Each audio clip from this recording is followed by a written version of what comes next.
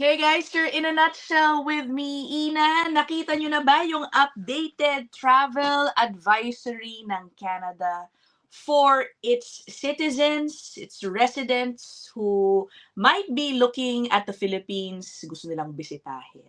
Okay, it's a travel advisory on the Philippines. Na-share po itong information na to ng ilang mga vloggers on social media dito sa mga Filipino vloggers in Canada. Napansin ko dun sa comment section, no? And I understand in a way. Galit na galit yung ibang mga Pilipino, hindi raw totoo yan, okay? Because part of the travel advisory is a warning against traveling to specific parts of Mindanao. Sa galit nung ilan, ano, siguro nagdi-disagree sila dahil safe naman dun sa kanilang mga lugar.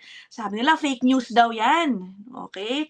Inaaway nila yung mga nag-share ng mga vlogs tungkol dyan. Fake news kayo, ina-upload nyo lang yan dahil daw sa mga clicks and views. Yan ang ating pag-uusapan. Kasama si Attorney Ludang Zalan, although of course it is not immigration related, but nonetheless, he is our suke and meron din siyang insights on how this works and to share his thoughts na rin dito, no? Teka, up ko lang yung ating title and of course, Attorney Lou's email also dyan sa baba. Na-share ko na kay Attorney Lou yung ilang mga links ng tinutukoy ko sa kanya. Kawawa sa totoo. Let me put up this advisory first. Guys, hindi siya fake news to begin with. Kawawa naman yung mga nag-share ng official sources nila, no? Teka. Hold on. Attorney Lou, nakita mo naman yung travel advisory. Nakita mo na ba? Yeah? Okay, here it is. In case. Okay. Guys, official site po ito ng gobyerno ng Canada. Okay? Philippines Travel Advice. This is not normal to have. Merong laging ganitong part ng kanilang site. Ina-update yan every so often. And every time it's updated, kapag may notable change, binabalita rin po yan na mga news outfits. I think medyo bago pa lang kasi, baka yung mga news outfits sa Pilipinas hindi pa sila binabalita sa mga oras na ito. No? Pero tingnan natin. O, nakita niyo yung nakasulat na dilaw. Exercise a high degree of caution with regional advisories. Updated March 12, 2026. So, tatlong kulay ang makikita niya dito sa mapa. Dilaw, orange, and red. Puntahan na lang natin yung orange tsaka yung red. Ito yung meron talagang avoid non-essential travel. Tapos yung pula, avoid all travel. Let us stress, hindi po ito travel ban ha. Meron pa din syempre, nandun pa rin po sa traveler, yung Canadian citizen or PR, nasa sa kanila pa rin po yan kung gusto nilang ituloy yan. Ano lang to ba? Advice lang. Syempre, responsibilidad din ng gobyerno ng Canada in a way to warn or advise their citizens about the safety risks involved sa mga iba't ibang gusto nilang puntahan. Okay. Tignan natin, ito ang merong avoid all travel na mga lugar.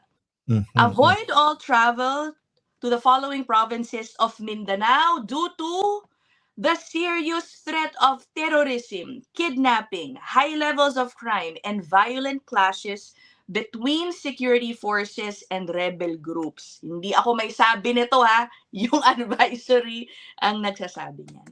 And then here's the list. Yan. Of where to avoid all travel. Basilan, Cotabato, Lanao del Norte, Lanao del Sur, Maguindanao, Misamis Occidental, Sarangani, South Cotabato, Sultan Kudarat, Sulu, Tawi-Tawi, Zamboanga del Norte, Zamboanga del Sur, Zamboanga Sibugay. Tapos yung meron namang parts of Central and Eastern Mindanao, avoid non-essential travel, Agusan del Norte. Basta yan po yung listahan. Attorney Liu, nagulat ka pa ba na may ganitong advisory na in-update to specific parts of Mindanao na talagang avoid all travel? Hindi naman nakakagulat yan eh. Tagal-tagal yan eh. Ganyan naman parate. So, hindi ko rin magets kung bakit ba nag-aalboroto ang mga tao. So, masyadong sensitive ata kung totoong tao tong mga to or hindi ko naman alam kung parte ito ng mga heightened activities ng troll armies ng kung sino man dyan from interested groups from the south. Oo. Kasi Ina, as long as I've been observing this, yung travel advisories nga siyempre kasi like we work in the space of movement, Mhm. matagal na talagang ano, binibigay ng advisories for the Southern Philippines in general. Um, Hindi naman nakakagulat ito na yung Canada nagbibigay ng abiso sa kanyang mga citizens to, exercise a high degree of caution. Kasi kung pupunta ka dun sa website ng Global Affairs Canada, makikita mo hindi Mm. lang Pilipinas ang pinupuntirya. Pati Yes. Spain nakalagay, ano, exercise a high degree of caution. Although, of course, walang nakalagay na avoid all travel to certain parts of Spain. Kasi nga, Mhm. may and threats of terrorism. Para naman kasing hindi naman kasi nangyayari itong mga travel advisories na 'to in a vacuum. Alam naman Mhm. natin kung ano yung nangyayari, 'di ba? So, hindi natin alam kung ano yung susunod na pasabog ng Yeah. conflict ngayon sa buong mundo dahil maraming fronts. Sabihin na lang natin medyo nakakabahala ang mga developments in global history at this time. Yeah. Actually, Ina, if you will allow me, tignan mo, may Go. papakita ko sa'yo isang page pa. May Okay, go. interview Sige, sige. kita. Tignan mo 'to. Sige. Mhm, Alright. Ay, teka muna guys ha, sorry. Teka, remove mhm. and then add ko ito. Okay. Oh, Oh, tignan mo. send it. Oh, the government of the United Yeah, Kingdom okay. Foreign Commonwealth, Office advises against all travel to parts of the Philippines. All travel pala 'to, oh, 'di ba? Okay. Against parts of the Philippines. Tignan mo yung mapa, kapareho, Ay, oo nga. 'di ba? Kapareho siya nung Yeah. mapa na pinakita mo kanina for Canada. O tignan mo rin itong isa pa, Australia, Mhm. 'di ba? So, Yeah. ayan o, kita mo parehong-pareho yung coloring book nila, 'di ba? So, Mhm, mhm. medyo ano mo yun, yung mga nagko-comment diyan na napakabilis ng mga keyboard warriors na 'yan, bayad man kayo o hindi, hinay-hinay lang kasi itong Oo, coloring oo. na 'to pare-pareho 'yan, eh. Alam mo Oo. kasi nag-share sila ng intelligence, ito yung sa Canada, kita mo gano'n-gano'n, carbon Aha, copy, aha. 'di ba? Oo, pero, sa totoo lang 'no, Lu, ako feeling ko naman totoo silang mga tao, okey? Hmm, Feeling ko lang talagang na-hurt lang sila. Hindi nila matanggap kasi daw kapag sila naman umuuwi sa kanilang mga 'yan, yung mga ilang identified areas, safe naman dun, eh. Ba't ba mas alam pa daw ng Canada yung nangyayari kaysa sa mga nakatira mismo dun? Yun ang kinagagalit nila guys, ano. hmm. Pero but that's not how Canada assesses the situation, ano. Unfortunately, Puti ba hindi sila? ano, oo, eh, Puti ba iba ang sila? level of ano ba, parang caution nila. Lalo na dahil we are talking about foreigners who will be going to your country. Iba yun, siyempre iba ang feel mo kapag sarili mong bansa. They Iba will ang stick out, feel na eh. kapag ikaw ay isang foreigner. They will Oo. stick out, so naturally puwede sila maging target. Tsaka hindi naman natin sinasabi na, alam mo yun, talagang absolutely the worst ito. Pero siyempre ito'y ano, out of caution na rin. So in practical terms din kasi Ina, siguro yung hindi napag-uusapan dito is meron 'tong impact sa actual travel patterns ng mga Canadians in a sense na when we travel abroad, for example, we usually take out travel insurance. Halimbawa, para Yeah. for emergency repatriation or medical emergency, et cetera, et cetera. Kasi kapag may travel advisory ang Global Affairs, yung foreign ministry nga natin, they basically, put out a signal na sinusundan ng mga insurers in Canada. For example, for me, yung travel insurance ko is with my bank. And basically, kapag lumabas na don't travel at all to that particular place, if something were to happen, your insurance will not cover you, generally speaking. Yeah, oo. Tingnan ninyo yung terms ng insurance ninyo. So sa mga nagko-comment, iba po kasi yung audience. So kung Yeah, oo. kayo, eh, wala naman siyang ano, wala naman siyang bearing sa inyo in a way na hindi naman kasi kayo yung audience nung ano. So, hindi din natin siya puwedeng i-label as fake news kasi kita mo naman Oo. tatlong bansa aligned in this. Yes. Tinignan ko rin yung release nung mga updates. It's about the same around between Yeah. March 6 to present. So in other Hmm, words, talagang ano 'to, product 'to nung current ongoings ng global affairs ngayon na yeah. meron talagang heightened sense of, insecurity everywhere, 'di ba? Right. O sige, puntahan natin yung ilang mga comments, Hindi po ito sa aking page. Nagpaalam ako dahil lang isa po sa nakitaan kong siya pa yung inaaway nung shinare niya itong travel advisory from Canada. Si Tita Agnes Castillo, okay, nag-guest po natin siya. I think last month, ay Tita Agnes, pinagpaalam ko sa kanya. Sabi ko, kukuha ako ng ilang mga comments doon sa kanya at tinago ko na lang yung mga pangalan, okay? O, tignan nyo. Sabi, it might be a political agenda. They are trying to destroy the image of Mindanao. Fake news. Basta lang daw makashare ng pang-content. Yan, sabi kay Tita. Sabi, this is just to destroy the image of Mindanao. Most of the provinces you mentioned are very safe. Safer pa daw than Luzon and Visayas. Sabi ng isa. O, it's fake news. Yun, Tita Agnes, fake news. Safe po ang Mindanao. Baka pinapakalat lang yan ng admin. Meron pang ganyan. Okay. That's not true. Saan kayo kumuha ng datos nyo? Sinisiraan ninyo ang Mindanao. Ba't ba mas magaling pa daw ang Canada kaysa sa nandun mismo sa Pinas? Okay. Yung mga ganyan bang comments. And then I read another one, saying na dapat hindi na lang kasi sinishare. Kahit patotoo yan, wag nyo na lang i-share, sinisiraan nyo pa yung sarili nyong pinanggalingang bansa. Depende yan sa pagkakatingin ninyo. Well, I don't see any problem with sharing that factual data. Lalo na dahil tayo ay nandito naman tayo sa Canada.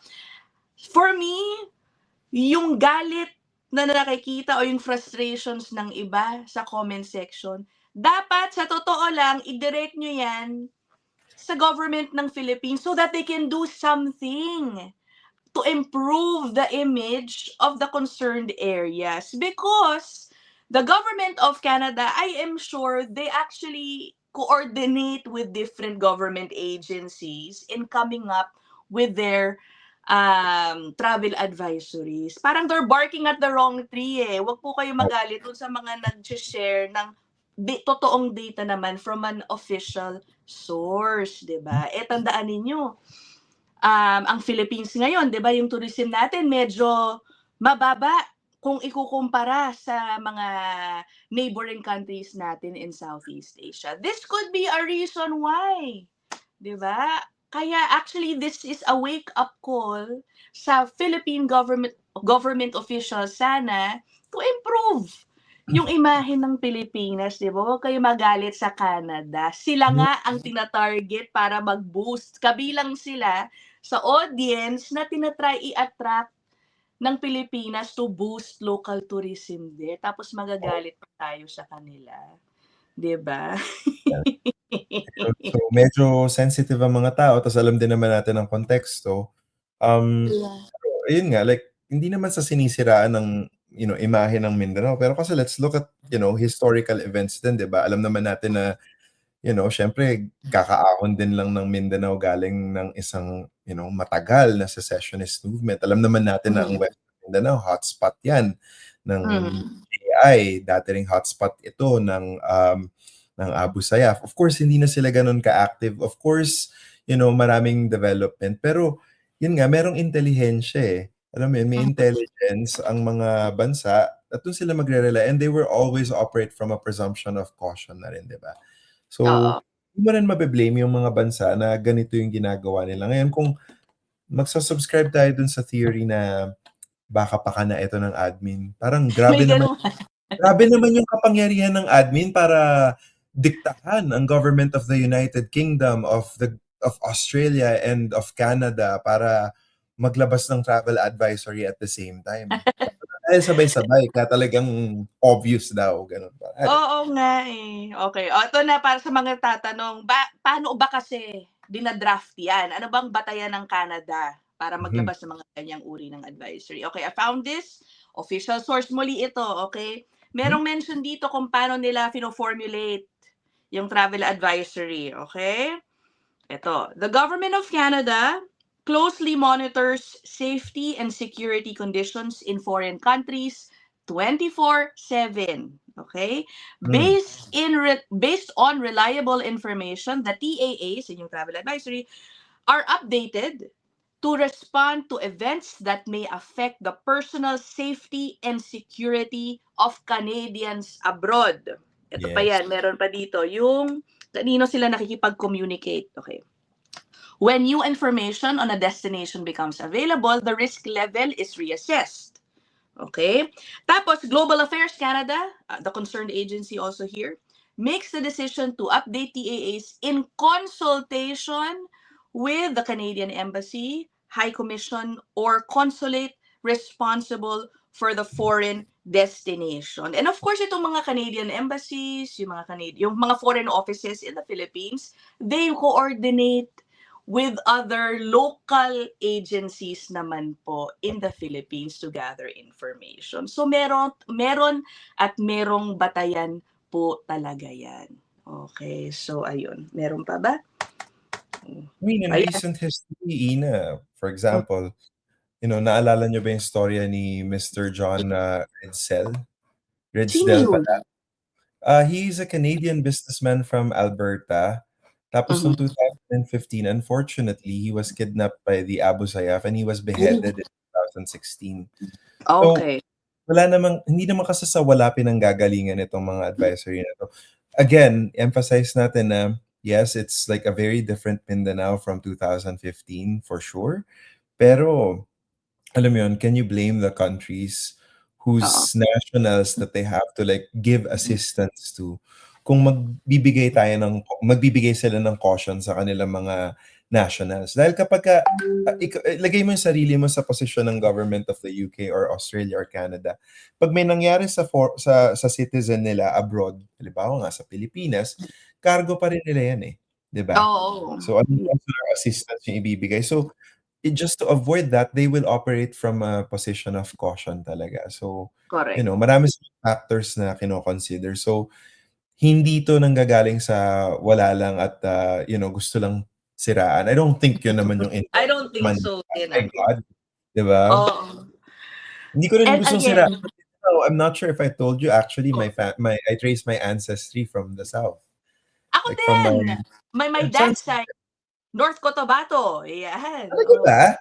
Yeah. Uy, Mga Andalong. from the original, my mother was born in Datupiang, Maguindanao or Cotabato originally at the time. Oh, Yes. wow, talaga?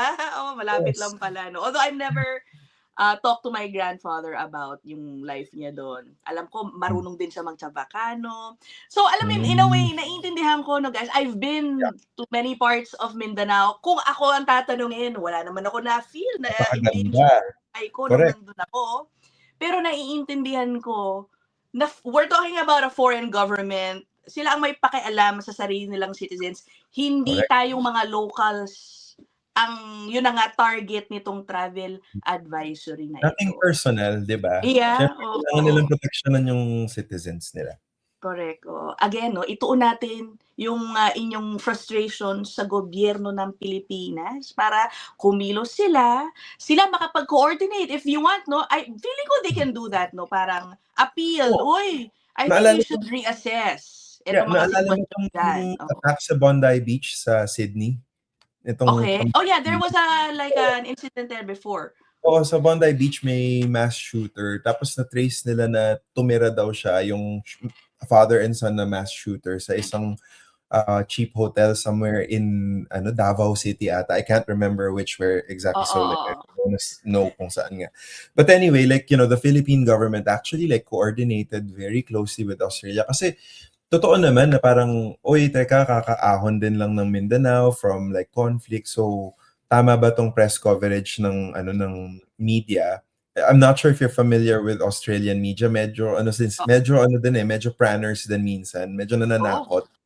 I'm not gonna say which outlets, pero medyo nananakot din na parang, uy, ito yung investigative nila na parang, yun nga, may connections to JI, etc., etc. I'm like, teka, parang, nag-push back yung Philippine government. Tapos yung conclusion, alam mo yun, parang very remote kung meron ng connection. Talagang napadaan din lang sa Pilipinas. So parang, I get where this sense of like, don't besmirch the name of Mindanao. I get it. Syempre, galing din dun yung family namin. So naiintindihan ko. Pero kasi, as family from Mindanao, I kind of understand na bakit meron ding parang caution ng buong mundo pagdating sa, Oo. sa imahe nga ng Southern Philippines because historically meron naman talagang problema. I mean, as early Mm. as like, high school nung nagsimula akong makinig ng news, I mean, naalala ko pa yung Sipadan. I'm not sure if you remember that. May resort sa Malaysia, halos malapit na talaga sa Pilipinas, sa Sipadan or Sipadan Okay. ba yun? Na mga kinidnap mga foreign nationals tapos ang tagal nung saga na yun. Oh, wow. Dinala Yeah. sila sa Pilipinas, kinidnap. So talagang Oo. may experience yung mga foreign governments. Medyo, you can't blame them for feeling about, the Southern Philippines, a feeling of like extra caution because you never Yeah. know. Parang ganun, di ba? Ay 'no, okey. O basta 'yan guys ha, 'wag na kayong magalit dun sa mga nagse-share ng Wag na. travel advisory na ito. It's not fake news, okey, may batayan po 'yan. Let's just hope na makahanap ng paraan. Malay mo naman 'no, kunyari katukin ng Pilipinas ang Canada, "Hoy, I think i-reassess niyo naman, o hindi na ganyan ang sitwasyon ngayon, samahan pa namin kayo, yung mga opisyal ninyo." I mean, I think they can do that naman, why not? And then eventually hindi na ganyan ang tingin ano, hindi na ganyan yung mga travel advisory in some parts of our country. Okay, so that is it. Thank you so much, Attorney Lou, for joining us kahit na medyo ano 'to 'no, off tangent tayo sa immigration. Thank you for like letting me make sausaw and epal. Yeah, no, you are always welcome. Okay, so we will end this episode here. See you guys. Bye.